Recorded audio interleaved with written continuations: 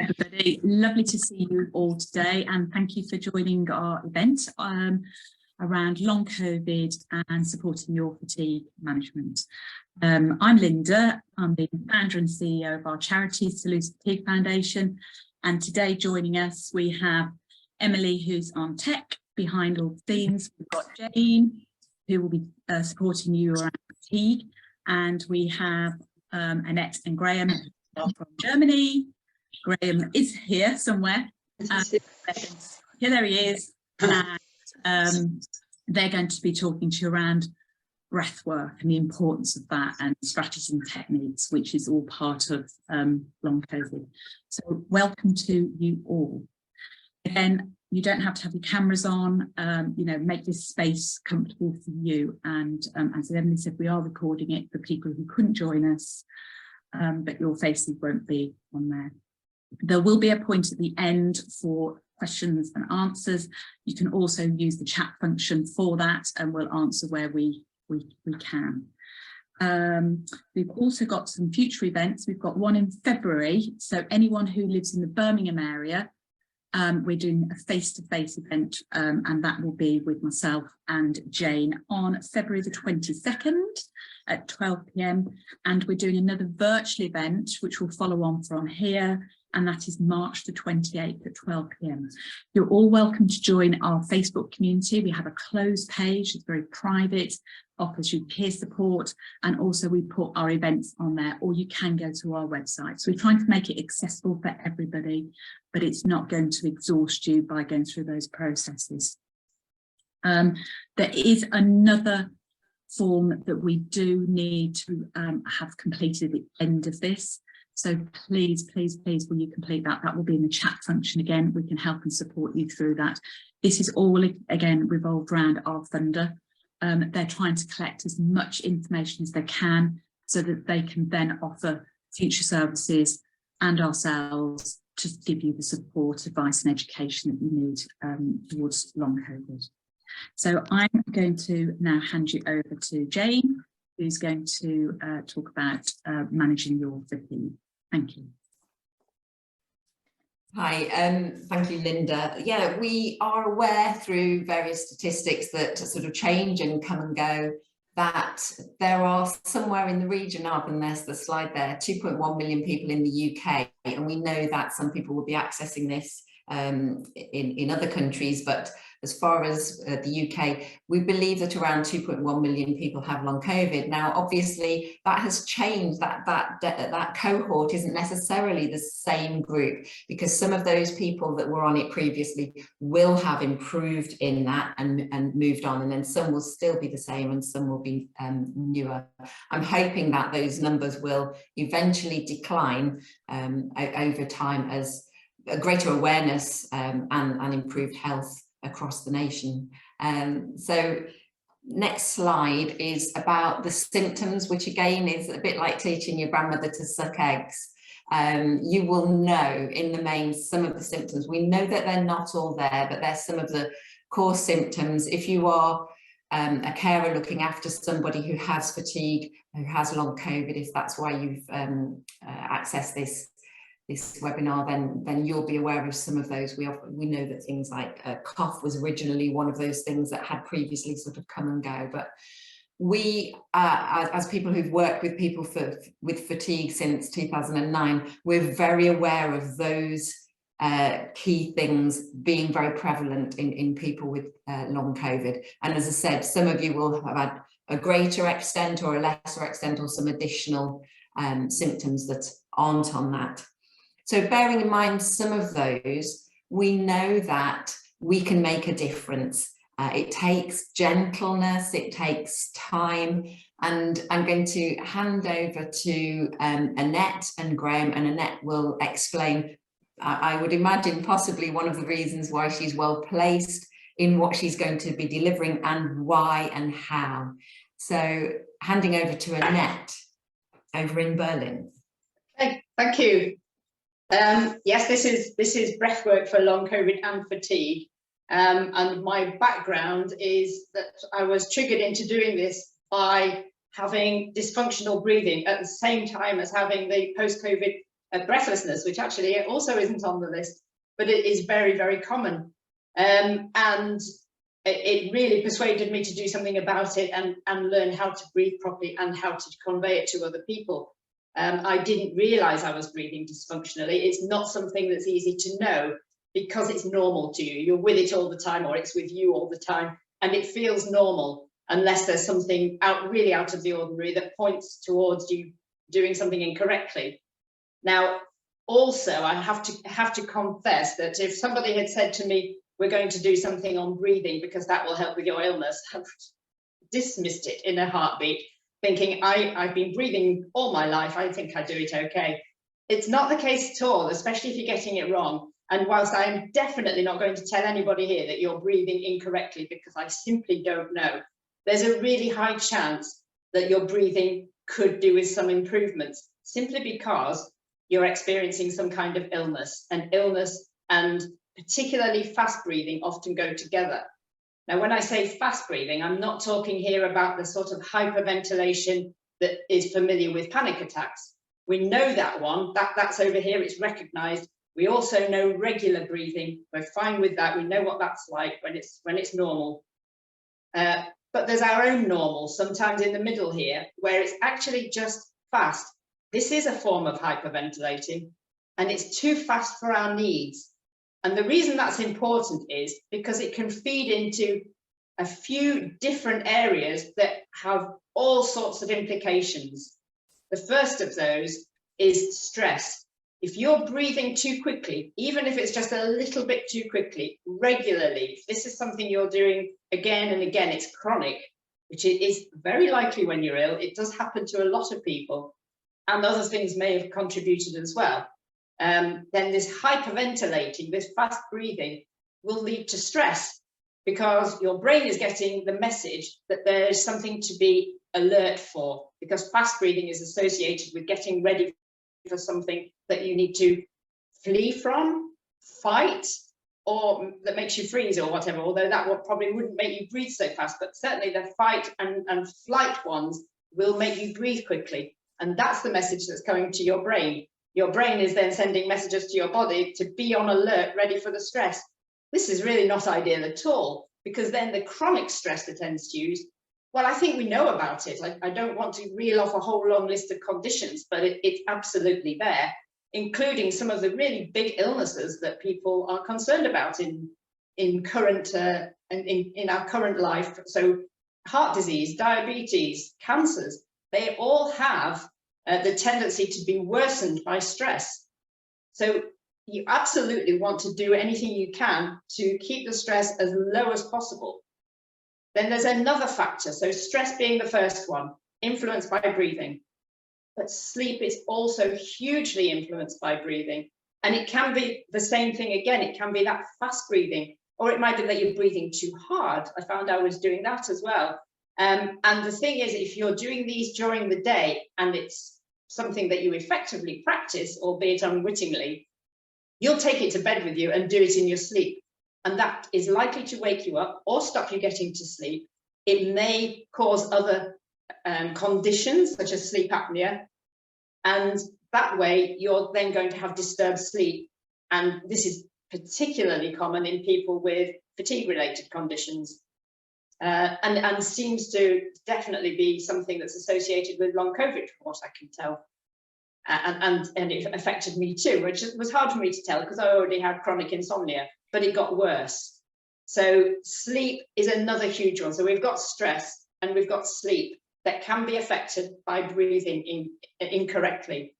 And then there's another one. If your breathing tends to be shallow and upper chest, then the oxygen is not getting to the lower, this is why I'm standing, the lower lobes of the lungs, where the exchange of gases takes place. And this is really important because if you're not getting the gas exchange as needed, then you're not getting fully oxygenated. And that's really important for healing. It's really important that the oxygenated blood gets to all your tissues, your muscles, your organs, and of course this includes your brain. Now, if you're hyperventilating, and again, I'm not talking about the panic attack type, I'm talking about just breathing faster than your body needs, then you can have potentially as much as 50% less activity for your brain, oxygen going to your brain. And that is another thing that's fairly major in long COVID, chronic fatigue and so on. In fact, I think the brain fog was on the list earlier, because that's very, very much associated with this. We don't want to contribute to that. We want to make it as good as we can. Also, if you're breathing shallow and upper chest, then you're not using this muscle here, the diaphragm, not as much as it should be used.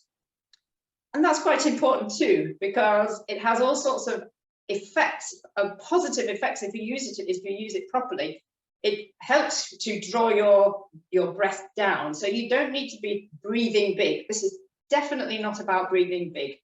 It's about keeping it small but deep. And by using your diaphragm, some fairly interesting things happen. It can affect your posture positively if you're using it well. And it can also be advantageous for lymphatic drainage. And the best one, possibly, which sounds fairly remarkable, it can have an influence on emotions. And that will be because, certainly in part, because of we have a very big nerve running right up through the body and into the brain called the vagus nerve. And the diaphragm impacts on the vagus nerve, and that influences how we feel. So it really is very important to be breathing as well as we can. And of course, not of course, I shouldn't even say that, but unfortunately, we don't get to hear about this from doctors or teachers, as I was one. I didn't know this, so I didn't convey it to people. Parents, they don't know this information, so it's not passed on, and it needs to be. So, because long COVID in particular is such a multi-system complaint, for want of a better word, dysfunctional breathing is likely to have an impact on it, and it can have an impact on breathing. It's bi-directional, they can influence each other.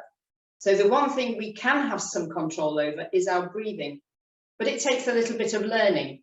And there's something I've not mentioned yet, which is really big and brings all of these three things together.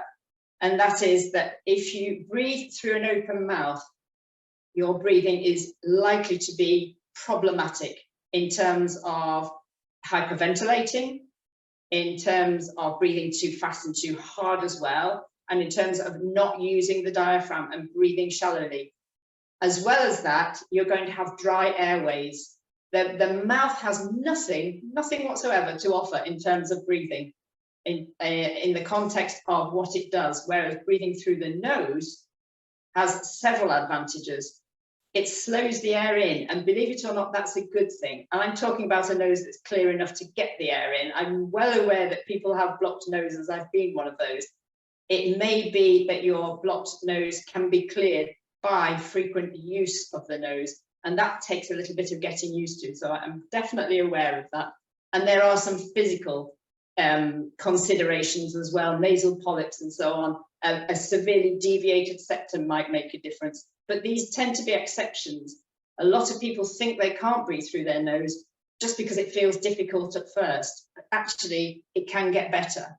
So if you breathe through your nose and slow the air going in, you will also filter that air. It filters it, it warms it, which is good for all of the airways. And then there's a bit of a magic ingredient, which was only relatively recently discovered. It's been there all the time, but science only discovered it in the 1990s. And it's called nasal nitric oxide, and it's in the sinuses, either side of the nose.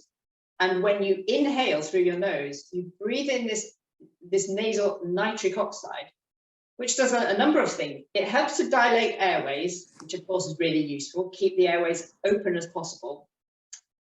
But it also has other effects. It's antibacterial, it's antiviral, it's our first line of defense. You will never get this breathing through your mouth, but you absolutely will if you take it in through your nose. And that's quite exciting. Also, if you breathe through your nose, you are more likely to use your diaphragm. I say more likely I didn't. I managed not to. I did breathe through my nose and I didn't use my diaphragm very well, but it is more likely. Breathing through the mouth and using the diaphragm don't tend to go together as much. So with that in mind, I'd like us to have a go at a few really simple exercises, and I'm going to start this really, really low for the simple reason that I don't know where you're up to in terms of your progress with long COVID.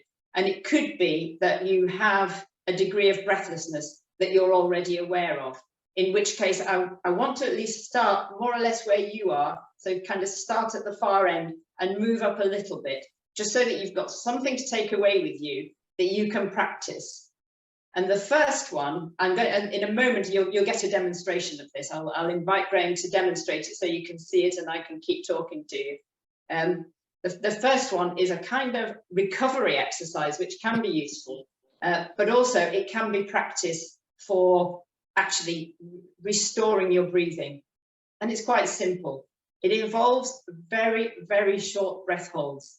And before I even start, I'm going to strongly recommend that anybody with a fatigue-related condition, certainly in the early difficult stages of it, don't do any long breath holds whatsoever. It will not help. It will exacerbate your symptoms. Also, I should add that if anybody is pregnant, especially in the first trimester of pregnancy, please don't do these exercises. Just take them on board for later, but don't do them yourself. Maybe try breathing through your nose throughout this and let that be it. But most of the people will be able to do this. I'm going to ask you to take a normal breath in through your nose and a normal breath out through your nose. And then I'm going to ask you to pinch your nose and hold it just for 2 or 3 seconds, maximum at the moment. And I'll get Graham to demonstrate this so that I can talk through it and not be pinching my nose and trying to talk at the same time. So it's a normal breath in through your nose, you're normal, and a normal breath out through your nose, pinch your nose and hold it for 1, 2, 3, and let go again. And now breathe normally for, say, 10 to 15 seconds. So you're just breathing at your level of normal for about 10 to 15 seconds. Depending on how you breathe, you may decide to count your breaths. I sometimes count 3 breaths and then go again.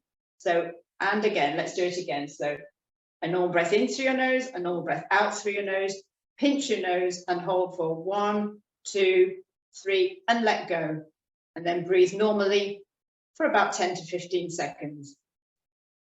So whilst you're getting ready for that, there'll be another one coming up. We'll do one more of these and then we'll just edge it up a little bit. So if you're ready, a normal breath in through your nose, a normal breath out through your nose, pinch your nose and hold for 1, 2, 3 seconds and let go. Now, if that was okay for you and it didn't feel at all challenging, then fine, you'll be fine to move to 5 seconds, which is the maximum for this. This is absolutely the maximum. You don't need to go any further anyway. So we'll do this one at 5. If you thought that the 2 or 3 was better for you, stick with that. That's fine. You do what's right for you. You should never be stressed by these exercises. That's really counterproductive. So let's try now with 5. So it's a normal breath in through your nose, a normal breath out through your nose, pinch your nose and hold 1, 2, 3, 4, 5, and let go again for 10 to 15 seconds. And then I'm going to ask you to do a few more of those and then briefly explain how you can use these and how it might benefit you, and then move on to one more short exercise that you get to take away with you. So normal breath in through your nose, a normal breath out through your nose, pinch your nose and hold for 1, 2, 3, 4, 5, let go and breathe normally for 10 to 15 seconds. And we can probably bring this one just a little bit closer. I think you're probably ready for it now. So a normal breath in through your nose, a normal breath out through your nose, pinch your nose and hold 1, 2, 3, 4, 5, and let go and breathe normally. Now then, if you're using this in order to restore better breathing, I would recommend that you do this one in the first week, maybe, especially if you were on the 2 or 3 breaths, seconds count, sorry. Then I would recommend doing this in your week 1, so whatever your week 1 is from now, for about 5 minutes 4 times during a day. So that would mean 20 minutes overall. If you found you could do the 5-second hold, and that's the maximum, don't go any higher. It doesn't really make any sense. It doesn't particularly help because you're doing lots of small breath holds with this one. So if you could do that, then make it 60 minutes. So you can do this however you want to. Put them into groups of 5 minutes or 10 minutes, whatever suits you best. But over the course of about 60 minutes throughout the day, which isn't that long really, it's just little snatches of 5 minutes usually, or a 10 minute if you feel you can do it for a little bit longer. 5 seems to suit me well for this one. That's personal. There is another use for this, which can come in really handy. And this is something I probably could have made good use of when I had chronic fatigue, which is another story again, further back this time, that one of the worst experiences I had there was not so much the fatigue, but the anxiety that came with it. And I was getting anxious about absolutely nothing really. And I think my breathing was quite fast, and I think that had fed into it. And this would have been quite useful. It's a rescue exercise. So if you can feel anxiety coming on, you're getting a little bit hyped by something, do this exercise. It's a rescue exercise. So hold for 5, let go for about 10 to 15 seconds, hold again for 5, 10 to 15 seconds of normal breathing, and then wait till the feeling subsides.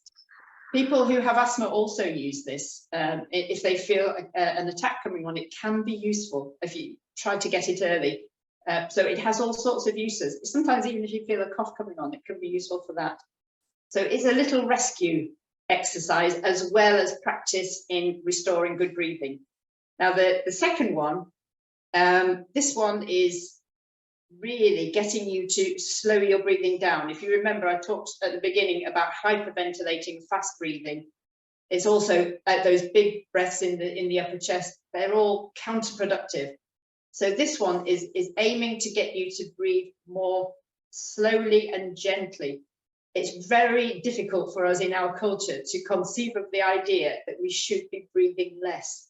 But actually, just as we're overeating in many cases, we're also over-breathing. And it's not working for us at all. So this exercise is aiming at getting you breathing a little bit less. So I'm just going to stand in front of you for a minute. I'll ask you to come back in a minute, Greg. If I'm going to assume that most of us are breathing like this at the moment, that's the inhale and the exhale, and the inhale and the exhale. But if you're going to reduce your breathing so that you're retraining your breathing to be calmer, then I'm going to ask you to take a nice slow breath in, and then a relaxed and even slightly prolonged exhale. So it's a slow, gentle breath in and a relaxed, gentle and slow exhale. Make it work for you. It will work if you feel you would ideally like to breathe a little bit more, but you're comfortable with it. It's tolerable. So those two things need to be there really. Ideally, you'd feel you'd like to breathe a little bit more, but not doing so is tolerable.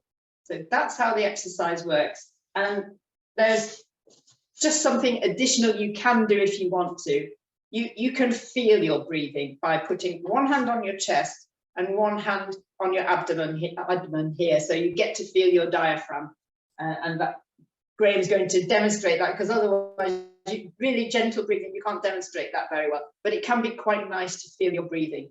So again, I'm asking you to take a gentle breath in through your nose, not too much, and a slow and relaxed and gentle breath out. And a slow breath in through your nose and an even slower, gentle exhale. A slow breath in through your nose and a relaxed, gentle and slow exhalation. So keep that going, keep it going. Feel your breathing if you want to. And I'll just talk you through a couple of points that relate to that. You may have noticed that I seem to be asking you to exhale more slowly than you're inhaling, and that is deliberate. It's because it's back to this vagus nerve again in part, but the exhale is what stimulates the part of the nervous system that calms us down. It's that one that gets you ready for rest and digest. And interestingly with this as well, if you're doing this now and you're finding that you've got a little bit more saliva in your mouth than you might have otherwise had, that's a really good sign. So even though you may be thinking, I'd really like to take a slightly bigger breath, it would be nice. If your mouth is giving you a little bit more saliva, then your body is telling you, this is absolutely fine. We're ready to eat. We're ready to digest. So it's a really good sign. If you've not got it, wouldn't worry about it. It's not a bad sign. It's just a bonus if you have. And then the other bonus that you get, this one took me a long time. I must say, it didn't come to me very quickly. It's if you tend to have cold extremities, fingers and feet and so on, you may find that doing the reduced breathing and the breath holds one, you might find that warms you up because you oxygenate your body better. That's a bonus too, especially if you are one of those people like me who goes to bed feeling rather cold and need to warm up. This is a great exercise to do before you go to sleep, because it really can help with sleep. And in the case of sleep, if you can do it for as much as 15 minutes, then that's going to be really useful to you. So for this one, this is one to practice daily and to do about 60 minutes in total. So how you group that together, whether it's a few 5 minutes, a few 10 minutes here and there. It is one that you can do sitting watching TV. So it's not a case of having to add in extra time. So there are occasions where you can do this while something else is happening, as long as you can put a little bit of attention on you and your breathing so that it doesn't get out of hand. But I strongly recommend giving that a go. So I hope that's clear, because we need to move on and do the next little bit now. Thank you for the demonstration. We're just going to put some chairs here, sit down for this one and put the computer down so that we can be in view better. So this one is about nutrition now, and we're talking about the food that is involved in trying to recover from any fatigue-related condition, and particularly long COVID, insofar as we know, because obviously it's still early days and there's a lot that's not known. So I'm going to ask Graham some questions about this one. Hopefully some of the questions that you might have, I don't know, but we'll see. So food in the context of long COVID, is there a magic bullet, or is there more to it than that? Is there a magic food? I think we'd all love there to be a magic bullet, but to be completely honest, and certainly as far as we're aware, there's not one single kind of food or single approach that's going to miraculously cure us. So it's really looking at supporting our recovery in the best way possible. And there are strategies that we can use that we'll talk about there. Okay, well, let's hear it then. What should we be doing? So when we're recovering, or when we're suffering from an illness, when we're in recovery, it's very important to bear in mind that one of the most energy intensive processes in the body is our digestion. So it would be crazy for us to actually give our digestive system too much work to do. So what does that mean in terms of in the context of food? It means that we eat foods that are the most easily digestible, so that we then release that energy for healing and to do the other vital processes that are necessary to bring us back into balance. So the fruits and vegetables, for example, are one of the food groups that I would really recommend. The reason being that fruits and vegetables are extremely easy to digest, very light on the system, but they also come with a whole load of extra benefits.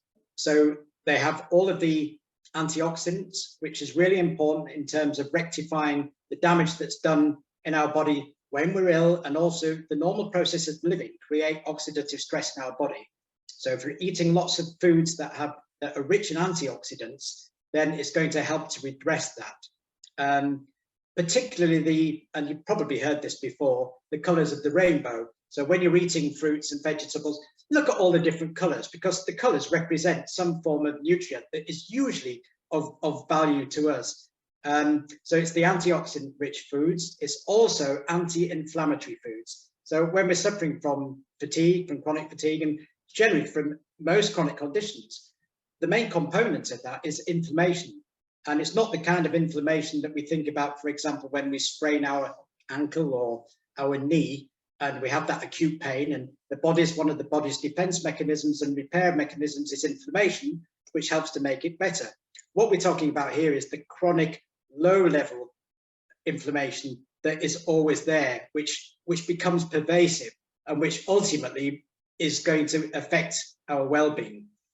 So if we're eating foods that are rich in those anti-inflammatory compounds, it's going to help to manage that inflammation better, and again help us to heal, boost our mood as well. And again, those foods are going to be the fruits and vegetables, and generally speaking, plant-based foods. We're advocates of a whole food plant-based diet. That's our choice, but it's not by chance, because there's a load of research now out there to show that a whole food plant-based way of eating is one of the healthiest diets that we can possibly eat. And it's because of all of the anti-inflammatory, antioxidant foods, and also foods that are rich in fiber. And we now know so much more about fiber and what's the benefits for our guts, bacteria, and supporting our immune system, etc. So with fruits and vegetables and other plant-based foods, we're getting all of those components together. So that's really, in a nutshell, excuse the pun, that's really what I would say at the first stage in terms of releasing that energy that would otherwise be taken up in eating foods by focusing on the easily digestible foods. And that means also eliminating as far as possible the processed foods, the refined foods, the foods that are rich in fats and salt and sugar. Those are the foods that are not really going to help us, and they're going to promote the inflammation in our bodies as well. So that's really what I was saying in terms of that one. Would you be in favour of eating these fruits and vegetables in their raw state? And if so, is that doable? Are they digestible? That's a really good question, because I know that a lot of people think about when you're eating a lot of raw foods, and particularly vegetables, that, you know, how could it possibly be easy to digest? And I think there's certain foods that we probably would have problems with. Certainly, we would not consider eating potatoes, at least white potatoes. I mean, just don't go there. They can be it can make us ill. But when you're looking at other vegetables and foods, there are lots of those that actually are able to be eaten in their raw state. And whilst they may be mechanically difficult to digest, so sometimes you kind of feel in your stomach that it may be, you know, it's kind of left a bit of a vestige when you've eaten it. It's important to bear in mind that biochemically, the digestion of those foods is actually better. That means that they lend themselves more easily to their nutrients being absorbed and assimilated by our body. So raw fruits, raw vegetables are extremely good for us when we're in a state of when we're ill, because they're more easily digestible and we're getting more of the beneficial nutrients. So it's important to bear that in mind. Of course, when it comes to foods like legumes, beans, for example, of course, we wouldn't want to eat those raw as well, unless we sprout them. And the same goes with grains as well in certain seeds. So I think the message is really from us is that when you're in a really low state of energy, and when you're recovering from something like long COVID, that we really recommend just easing with what you eat, and fruits and vegetables is a really good place to start, and then gradually add in the other foods to provide the proteins, because of course we need protein to help to rebuild us. It's important for our immune system as well, but it can be a little bit heavier on the load. So initially, in the first few days, the first couple of weeks, think about maybe making things like smoothies, for example, where you're incorporating a lot of those things together, and you can add maybe a little bit of some oats, for example, and also seeds like the omega-3 rich seeds like chia seeds and flax seeds, which are also anti-inflammatory. Omega-3 is an anti-inflammatory fat, and it's important that we include as much of that in our diet as possible, alongside the omega-6. I would go really, really careful though on eating too many saturated fats, because they're harder for the body to break down, and they're generally what they come with, the foods they come with, and we're talking mostly animal origin foods here, there's also other things which are not going to give us the best opportunity to heal. So I think that it's important to bear in mind that we can eat raw foods. we can eat raw plant foods, and they can do us a lot of benefit. Great. Okay. There's this issue with taste that some people have, where they or partially or fully lose their sense of taste. Is there anything we can do about that?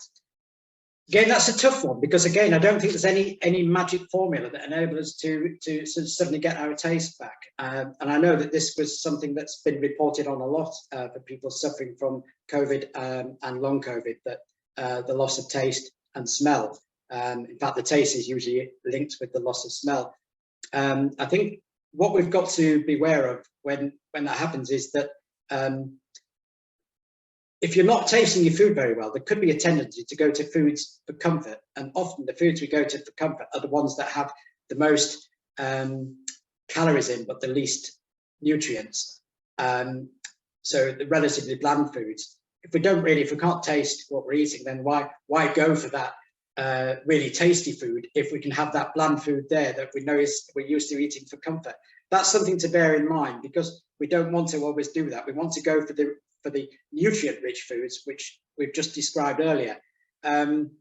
Also, another thing is, when you're not tasting your foods, beware of the other extreme, actually under-eating. People can lose interest in food if they can't taste it. And of course, if you're supporting your body back to health, you need to give it the energy that it needs, which means calories. So it's not just eating too much of the wrong thing, it's eating too little of the right things. So it's really important to bear that in mind. So I would say, again, think about the colours of the rainbow. Those are the foods that, if we're drawn to those foods, we know that we're getting the most nutrients.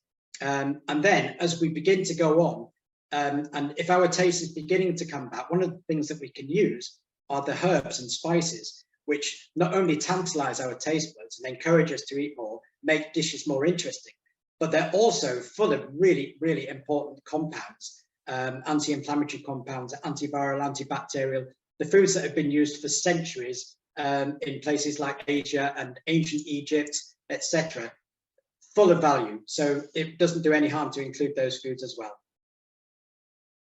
So, yeah, I think we've probably covered everything there. So I think. Can I just have a? Yeah, sorry, yes, I forgot to say. Just to round up, really. Some of these realizations came from me having chronic fatigue, and initially when I had the flu that triggered it, for about a week I only wanted literally very, very light fruits and vegetables, and that's what I ate for about 5 days. Now that's not sustainable, clearly, but it gave an indication to me that I was listening to my body and giving it what it wanted, and it didn't want heavy, difficult to digest foods. I was able to gradually bring more of them in. But I took my time over really bringing loads of foods back, and actually effectively changed my diet as a result, to making it much more fruit and veg dominant. But I do have grains. I don't personally have gluten. I discovered during that process that it wasn't suiting me, which came as a surprise. But I do have grains, and I do have beans, and I have some nuts and seeds. And these are seemingly very supportive foods in helping us to overcome any kind of chronic condition, really, but I know a little bit more about this one, having experienced the chronic fatigue. All I would say is, even if you are prioritizing the fruits and vegetables, don't go hungry. That's not about going hungry. Also, don't overeat, because that's going to put a load on your body as well. So try not to really overeat. You probably won't do that so much for fruits and vegetables. It's harder. But also, just be really aware of things that don't suit you, because there are foods that probably just don't work for you. They might be fine for somebody else, really helpful. I can eat onions, Graham, not so much, you know, and that's just the way it is. And don't keep pushing them at your body that's really desperately keen to recover from an illness. That's all I would suggest. I think there's one other thing as well, which is worth bearing in mind, which is hydration. And when you eat a lot of particularly fruits and vegetables, they are rich in water as well. So if you're not drinking enough from a glass of water or whatever, at least you know you're getting extra hydration in the food you're eating as well. And we've got to hydrate to support our journey back to health as well. Yeah, thank you. So I think it's back over to you, Emily, Linda and Jane. Excellent, thank you for that. I know we're talking about fatigue, and I know that previously when I was unwell, hearing lots of information, I could physically starting to feel dizzy, and there's loads of information there. But remember, this has been recorded, so you'll be able to revisit and just pick up some of those key bits. But it was so information rich, and I know definitely some of us, in fact, I was sitting there again practicing. I love that image of that sort of very gentle wave of breathing, and have those rescue breaths in our toolkit, and knowing that it comes from a place of lots of academic study and learning, but personal experience because of having had chronic fatigue and having had long COVID. Some of the questions that came up. So one of the questions around food, is it okay to eat little and often? And I think towards the end of that, you started to address that. It's going to vary a little bit from person to person, but based on the whole thing I was saying about not going hungry, it may be the time to do it. I'm quite opposed to snacking, and yet during the process of getting over chronic fatigue, I was snacking, and I was doing it on fruits again because they weren't going to interfere, but they were going to take the edge off and stop me getting hungry, because being hungry, that's a stressor. So you don't want to include any stress in your life. Ordinarily, I would try to ease away from snacks, just because your body needs time to overcome things. There's a house clearing thing that goes on, housekeeping thing that goes on in your gut that really needs a bit of a rest. But for the most part, fruits in particular are not going to really disturb that. So I would say, don't go hungry. Above all, don't go hungry. And don't let your blood sugar drop, start feeling wangy and wanting to faint. That's my take. But as I say, we're all different. And if you've already figured out that something works really well for you, go with it. Okay, thank you. And another question around the breathing. Are those breathing techniques safe for children? That's a really good question. The breathing techniques are definitely safe for children. However, I would, depending on the age of the child, I think you will only find they are able to do that one with any kind of consistency. Trying to get a child to reduce their breathing, they're not going to practice this, I don't think. I mean, tell them about it, you never know. Mostly, if you're working with children, it's easier to have them actually doing something physical. So there are exercises we do with pacing, so walking up and down, and even a bit of running, depending on what the child's needs are and so on. So yes, it's perfectly safe to do with children. I just think it's possibly difficult to do the reduced breathing one. They haven't got the self-control usually.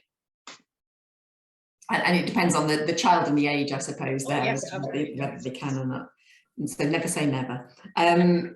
Also, someone mentioned that they were reading the James Nestor book, which I know that you definitely have read as well. Yeah, yes. It's what set me off, yeah. And they wanted to know if there are any further support and resources. And one thing that I've mentioned in there, which you pointed me in the direction of, was the Buteyko Clinic, the app. And obviously there are some reminders of that there, but there are any other resources, anything else, further support that you can think of that we can share? If this person is keen to do some really serious reading, there's a book called The Breathing Cure by Patrick McCune. Who's actually the trainer for I think it's coming up any moment now. He's the trainer for what we've both done. I've trained in Buteyko and Oxygen Advantage more recently, and Graham's done the Oxygen Advantage. You might need to take it closer to the camera, I think, because of the light. It's a really weighty tome, but it really is all in there. It's quite thick. It's thick, but it's got exercises at the beginning and an indication as to who should do them and who shouldn't do them. So probably worth looking at. And then another one called The Oxygen Advantage by the same author. But more for performance, but still taking into account, I mean, of course, we need to bear in mind that a lot of people who end up with conditions like long COVID, they want to get back to exercising, and that can be quite helpful, and it gives you hope as well. So yeah, those two we've found to be really useful. Okay, Thank you. I think that's covered the questions that have come up, apart from someone asking about the recording, which will be shared as well. And we'll make sure that that link is on our Facebook page and goes out in any follow-up messaging. My little bit was going to be just mentioning briefly about pacing, because that's something that we do hear a lot of. And I would imagine some people out there will be wanting to take on board absolutely everything that's been said today. But the two important things that I found were that you need to be really kind to yourself and you need to be gentle in what you do. So if you're going to make these changes, gently embed them and notice the benefits and then sort of move on. There are a couple of things that were recommended to me, and one was, if you can, take 7 minutes in a morning. I know that's an odd number, isn't it? But if you said 3 minutes, it's a bit short. If you said 5 minutes, maybe that's doable, but 10 minutes is too long. 7 minutes to plan your day. And that could be in those 7 minutes that you do your breath hold. It could be in those 7 minutes that you plan how you're going to add in a little bit more positive nutrition. It could be that you're going to look through your to-do list, if you're a compiler of to-do lists, and say, actually, most of that is not relevant. I don't need to do it. So we used to look at a red, amber, green. Red being something that's essential for you to do today. So hopefully today there hasn't been anything red, but sometimes it's I must take my dog to the vet, or I've got to pay that bill. So if you're really struggling with energy, what would be on your red list? Are there any things that you've put on your to-do list that you really don't need to do? And I always used to say this, and I'm getting better at it. The windows don't need to be clear every single day of the week. So I don't clean the windows anything like as much. And that became something that dropped off my red, amber, and possibly green list. So it's about looking at what you can prioritize that's important, what you can move to tomorrow or tomorrow or tomorrow. But obviously not procrastinating necessarily. And then another little system that potentially, if you're in work or if you're with people who don't get that you look well, but you're feeling awful, is again adopting a red, amber, green scheme. So it could be that you have some post-its that you keep by your laptop, and on your workstation you stick a red one, and it means to your colleagues, I am really struggling today. Don't ask me, don't speak to me about it, because I don't want to be said, how are you doing today? And have that long conversation. But it's just an indication to those people that care and know that you might need more help today than at other times. And then it gets you away from having to explain yourself, which some of us are probably a little exhausted by. And then amber, yeah, I might need a little bit of help. You know, can you check in on me from time to time? And green, now this is the important one. Green doesn't mean I'm all systems go and I'm feeling fabulous. Green means help me pace, because I feel great and I'm going to do everything, you know, the boom or bust thing. So it might be a system that you could use, the red, amber, green, so that family and friends, is it red day? Yeah. Is it an amber day? Yeah. Is it a green day? And they know what goes along with that, rather than the, how are you doing today? Wow. And it becomes an engaged conversation. So those are my tips. The red, amber, green can be for prioritizing what's important and what's not. Taking 7 minutes over a cup of tea, watch the steam, write down what you need to do today, think of meals you're going to set, sort your breathing out. And then, as I said, the indication, the red, amber, green. I know from Linda as well that a key thing is saying no, which is really hard. A lot of us are people pleasers. It's really hard to say no, but it can be quite empowering if you're able to say no. So I'm going to finish my bit now, apart from I've got 3 questions to ask. And if you can put either yes, yes, no, or no, yes, or whatever. So either a yes or a no answer. So the first question, have our services, has Salus services had a positive effect on your well-being? So if you can just let me know. It could be that you've previously used us, it could be that you've used us today. If you don't want to say, just leave it. If as yet it hasn't, you put no. But if you think that Salus services have had a positive effect on your well-being, it might just be that you've connected with people today and you've heard stuff that's made a difference, and you've seen faces that are we're all in the same boat, and it's quite nice reducing that social isolation, isn't it? So that's the first question. Okay. Then I'm going to put a question, I'm going to put number 2 here so that we know that any answers after this are for number 2. Do you feel more equipped with techniques following this session? Do you feel equipped with any more strategies or techniques from this session? So I hope there's a takeaway. It might be that you're going to rewatch the video because there was a lot of information on there.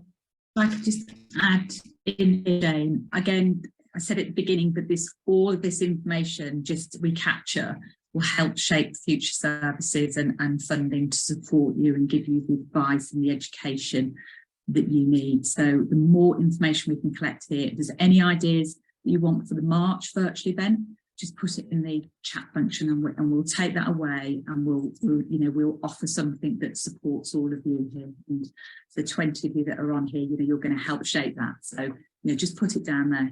Even if it's something ridiculous, just put it down there. If we can offer it for you, then we will. We're here to support and guide you. And again, you can come onto our Facebook community or come through info@salus.org.uk and feed all that information back. And then we've got a lovely short questionnaire at the end that I know Jane's just going to talk you through that as well. Thank you for the comments there as well. The fact that it's going to have impact on more than just you that's learnt it, because you're going to encourage others to do it. And yes, it needs to be clearly paced and explained to sort of embed it. And I think it was that opportunity to practice. So thank you to those who've replied with you've got some skills or techniques following today's session. And then the third little question here, so I'm going to put a little 3. Oh, someone's preempted me already with this one. Would you like to attend more workshops or events that we offer? So I've just put a 3 there. Would you like to attend more workshops or events that will be of a similar theme? You've got a flavour. If you've not come across us before, you've got a bit of a flavour of who we are and what we do. And as Linda said, if you come up with specific ideas, anything that you would like a little bit more information on, we are currently based in the Birmingham area, so we can do face-to-face, like our Sutton Park walking group that Linda had mentioned on the 22nd of February, but also obviously we're able to do events like this online. So Dawn, yes, messages come through, thank you. Yeah, and that opportunity to interact, to see other people and to sort of be in the same boat, hopefully has been beneficial. Can I once again thank Annette and Graham for making it really clear and simple. I know they're incredibly passionate about it. I've worked with both of them on and off for quite a long time in various different capacities around nutrition and around the breathing, particularly recently.